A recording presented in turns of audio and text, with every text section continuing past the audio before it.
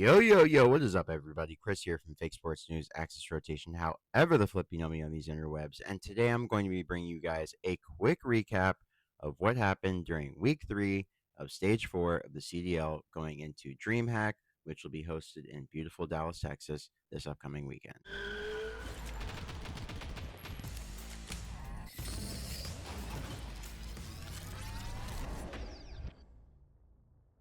Now, hope you guys enjoyed the intro as always. And yeah, we kicked things off with the LAG boys taking on Optic Texas. And yeah, this was a very surprising one. You guys can see I thought it would be a 3-1 in favor of the green wall, but the Gorillas, they monkeyed around and got a dub. So, looking at it, we had a game 5 victory for Johnny, Kismet, and the LAG side. And let's see how they got it done. Who was the MVP but that man, Johnny, Johnald, whatever you want to call him, and everybody on Optic went positive, but it was not enough to get the dub.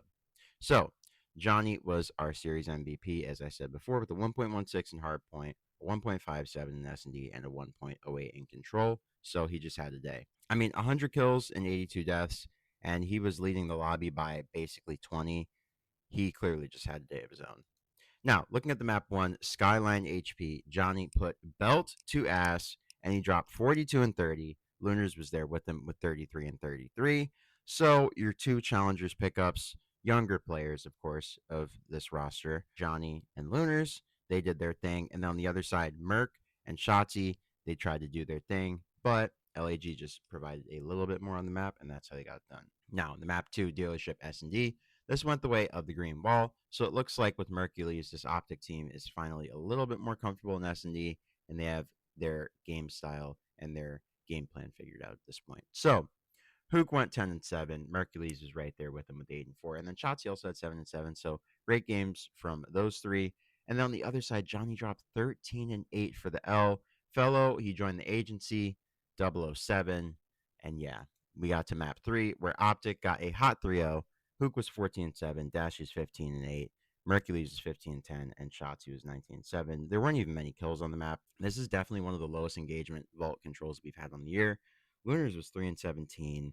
Fellow was 6 and 15. Kismet was 9 and 18, and Johnny was 14 and 13. So, yeah, I mean that's just a rough showing. LAG, apart from Johnny, everybody's putting up tour dates, so it is what it is. Looking at the map for Rewind HP, it went the way of the LAG boys. They monkeyed around and they had an insane comeback. Let's look at the game flow chart because I do remember watching like this should not have happened. So, looking at the KDs before we get into the game flow chart, Hook was 28 and 27, Dashy 26 and 24. And on the other side, Kismet was 36 and 20, and he just overperformed to get them over the hump. And let's look at the game flow. So, looking at it, Optic, it was pretty close between the two up until the fourth hill. And then Optic, they pulled away a little bit after hill 5. So, going into the second set of rotations, this is where they really pulled away with a good P1 hold. And then they pulled away even further. And then LAG in the second half of the rotations, they really started to chain things together with a really good P4 hold here, as you guys can see.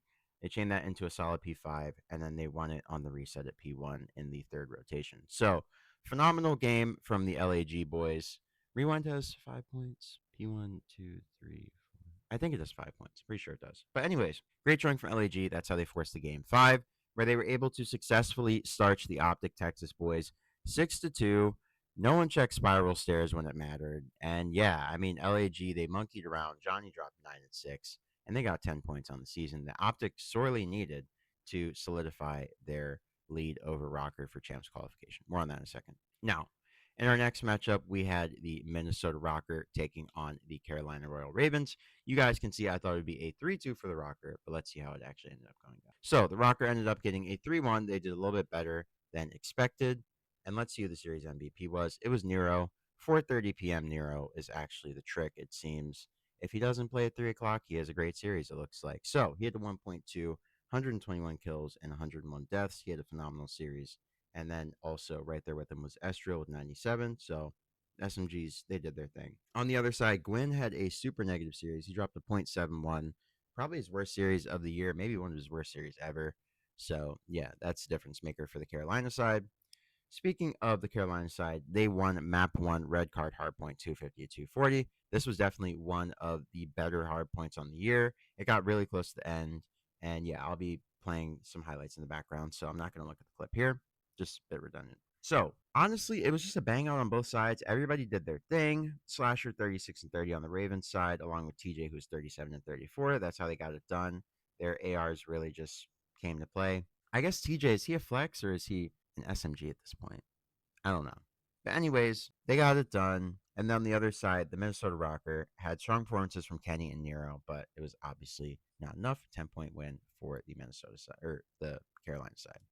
Looking at the map to Hacienda Hardpoint, you had a 13 and 8 from TJ for the L. And then on the other side, Geo and Nero dropped 11 and 12 respectively. So the Rokkr, they just looked better in the ice up here. In the game 3, Protocol Control, this of course went the way of the Rokkr again. The Carolina Royal Ravens had strong performances from TJ and Slasher once again. TJ dropped 32, Slasher dropped 29. But on the Rokkr side, you had Nero dropping a 40 bomb and Estriel dropping 29 to compliment him, so that's how they got it done. Then in the game for Skyline HP, the Rokkr just put them to bed good night. Nero 34 and 27, and Estriel 33 and 20. That's how they got it done. And then Rex was the only one on the Raven side who did decent with 35 and 25. So in our last matchup of the day, we had the LA Thieves taking on the Boston Breach, and this one was a DoorDash. So yeah, Thieves got the 3-0. Not really a lot to write or take away there. In our next series, we had Atlanta Faze taking on the Vegas Falcons, and this was actually a 3-0 for Faze. They absolutely smoked Falcons. Not a lot to say there. In our next series, we had the LA Thieves taking on Cloud9 New York, and this one was another 3-0. Yeah, the Thieves handled business, and they looked really good. They just looked multiple steps ahead of C9. And then in the next series, we had another 3-0. The Miami Heretics, they 3-0'd the Carolina Royal Ravens. And yeah, I mean, they just skill diff those guys. And then in our last matchup of Saturday, this is one that I actually will be talking about because this one was slightly more interesting than the rest. Excuse me. So let's look at it. So we had the Toronto Ultra taking on the Vancouver Surge, the Battle of the North, the Battle of Canada, whatever you want to call this one. And then on one side, you had the Toronto Ultra getting absolutely dominated, and on the other, you had the Vancouver Surge doing the dominating. So without guessing, Neptune's obviously series MVP. 1.54 hardpoint KD, 1.0 S&D KD, and a 1.25 control. Just great series for him. Barring the map 1 victory for the Ultra, it was a gentleman's sweep, right? And that was only a 2-point game. So, yeah, I mean, Ultra could have gotten 3-0'd here. It's good that they at least got the red card win by 2 points. But, yeah, I mean, you definitely want more out of Insight. 58 and 87 is rough. So, and Kleenex, honestly, both of them just had rough series. So, you don't expect that to persist. But, hey, against a team like Vancouver, this is definitely something that rears its ugly head that you don't want to really ignore if you're Toronto.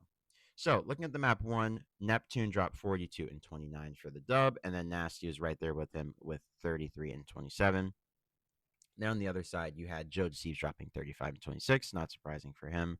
And Kleenex was the next closest person with 32 and 37. So everybody but Joe went negative, and they still won the map. So just great showing from Toronto Ultra and, phenomenal objective efficiency. Looking at the map 2, Rewind S&D, this couldn't have been closer. It went to a round 11 where the Surge were able to drown them out with 11 and 7 from 04 and 10 and 10 from Neptune. So the sub duo, they did their thing on Rewind, which kind of makes sense. And then map 3, Protocol Control. This went the way of the Surge with a decisive 3-1 victory. Insight 12 and 22. Yeah, you're not going to get it done. On the other side, everybody was positive 25 and 16, 25 and 20 from the two standouts, Nasty and Neptune. And then map 4, Hardpoint on Hacienda. This one was not close at all. Yeah, they just skill diffed them. Neptune 29-17, Abuza 26 and 17. And then everybody on Ultra Red.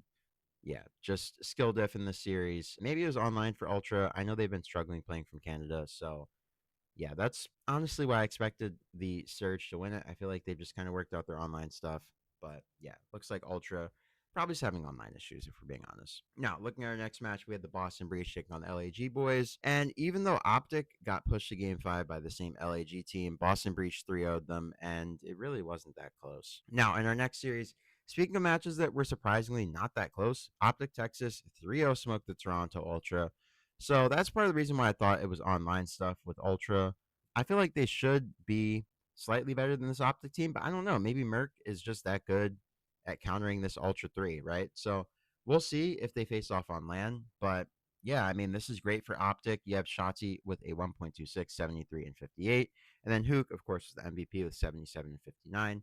Scroll down, you see his MVP 1.52, 1.17, and 1.12. Not going to look at the box scores too much. The map one was interesting, so let's check that out and then pretty much out of here. So, looking at the map one, Hook dropped 41 for the dub, and his duo Shotzi is right there with him with 36 and 31. And then on the Ultra side, the SMG duo tried their very best. Kleenex with 38 and 39, and Joe with 37 and 33. But 4 point game came down to time, and yeah, Optic, they iced up.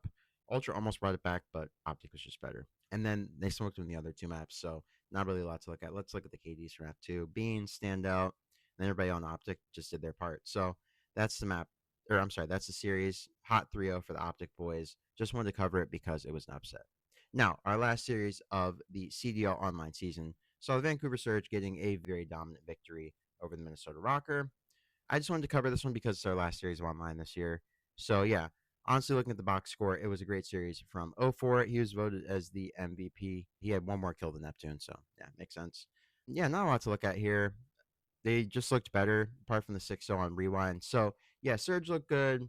All of our top dogs look pretty good going into Major 4, which I will be giving you guys a preview on going into the Major starting on Friday. We have a shortened schedule because it's DreamHack and there's multiple games, blah, blah.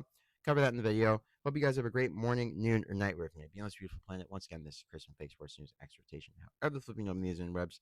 And I hope you guys enjoyed this video. Don't forget to like, comment, subscribe, like I said before. I'll catch you guys on the next one. Peace.